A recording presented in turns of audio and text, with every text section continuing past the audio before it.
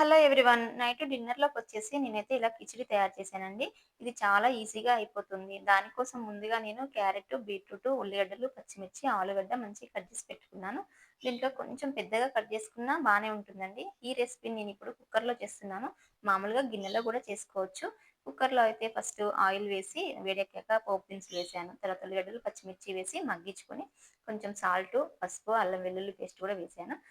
Cut చేసి పెట్టుకున్న beetroot, carrot, ఆలుగడ్డ ఇవి గూడా వేసేసి ఒకసారి కలిపేసి మగ్గించుకుంటున్నాను. అవి మగ్గే టైంలో ఒక 2 గ్లాసుల బియ్యానికి కొంచెం శనగపప్పు వేసి కడిగేసి పెట్టుకున్నాను నేను. బియ్యం అయితే ముందు కడగకూడదు.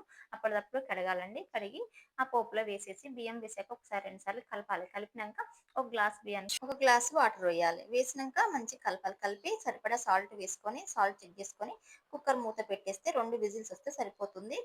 ఆవిరంతా పోయాక ఓపెన్ చేసి చూసి ఇలా ఒక్కసారి కలిపి పెట్టేసుకోవడం అండి. చాలా బావుంటుంది. ఈజీగా అయిపోతుంది. పిల్లలకి చాలా నచ్చుతుందండి. వీడియో నచ్చితే లైక్ చేసి సబ్స్క్రైబ్ చేసుకోండి.